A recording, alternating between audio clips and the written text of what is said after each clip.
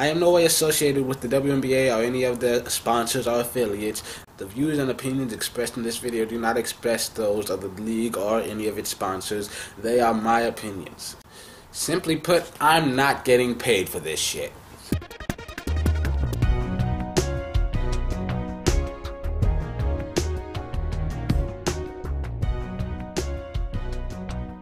Greetings and welcome to the Fan Perspective. I'm your host Nathan Lyle, here to present you the 2013 Fan Awards for League MVP. Here are the nominees.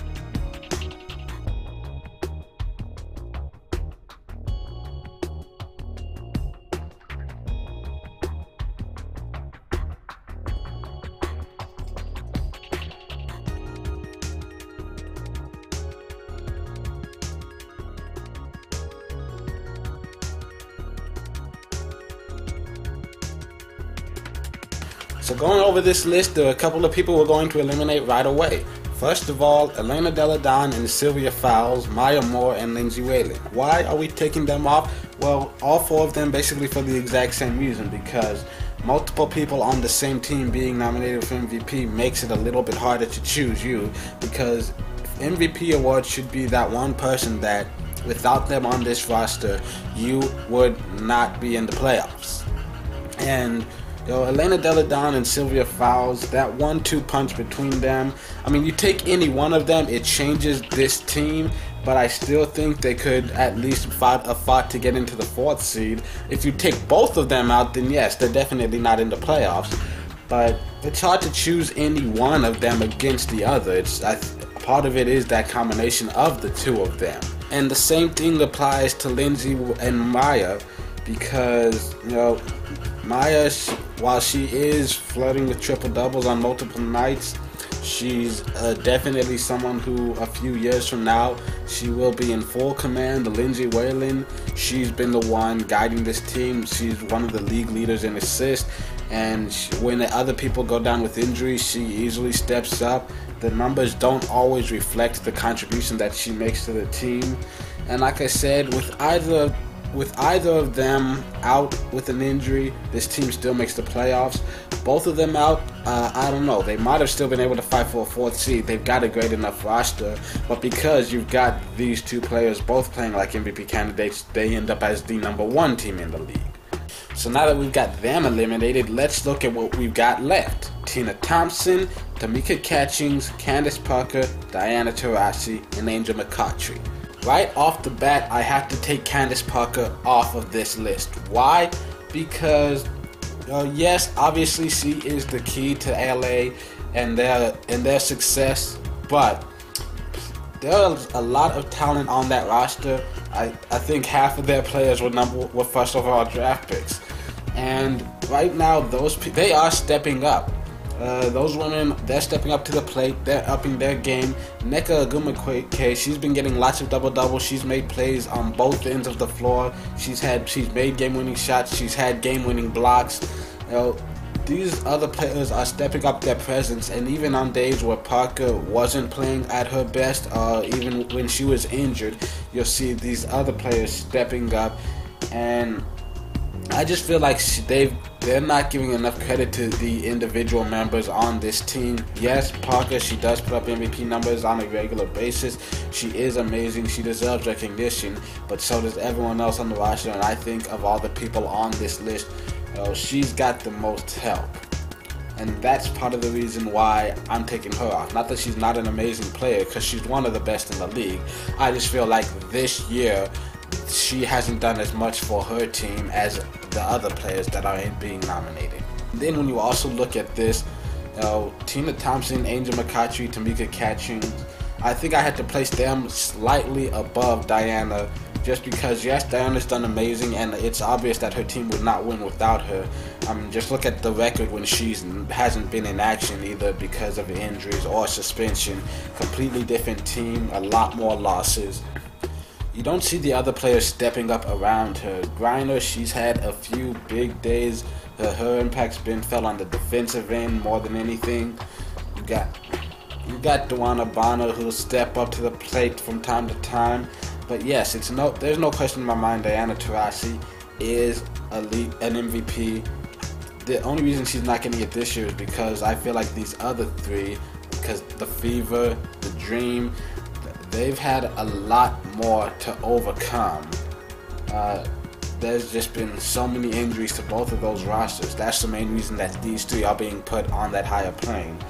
Tina Thompson stepping in to be the leader in the absence of Sue Bird and Lauren Jackson, two Hall of Famers. And Angel McCoughtry, the Dream, they've had their struggles, especially in the second half of the year with all the injuries, players that keep going down, yet they've managed to maintain that second seed. They've managed to win a lot of tough games. And of course with the Fever, the way they started their season, it's just, what the fuck?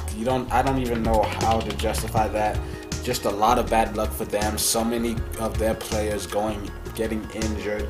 For a while they didn't even have a full roster, and it was no shock that they were losing. But then when Tamika Catchings comes back, they start winning, and then they start getting healthier again and keep winning. And I just feel they're in the playoffs, and they just got a legitimate chance, I feel, to get to the finals again, possibly win it again.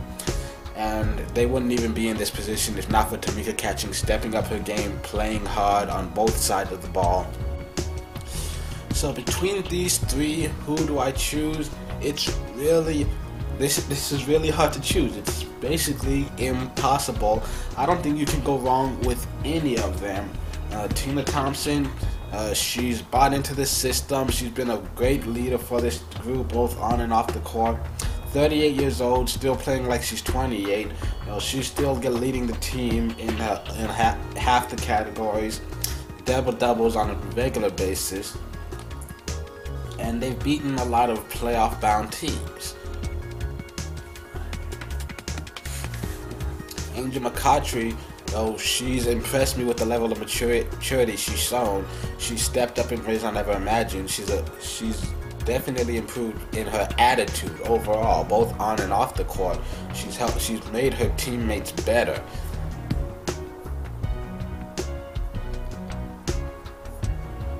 And then there's Tamika Catchings, getting it done on both ends of the floor.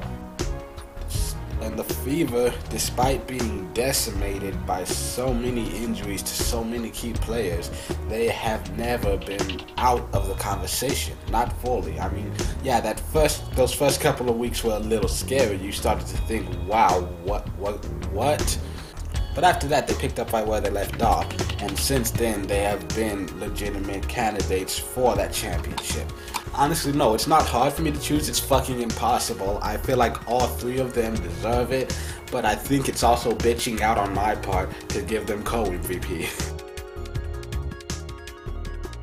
Okay, so I'm going to eliminate Tina Thompson because the Storm went into the season knowing months in advance that they would be without Super Bird, they would be without Lauren Jackson.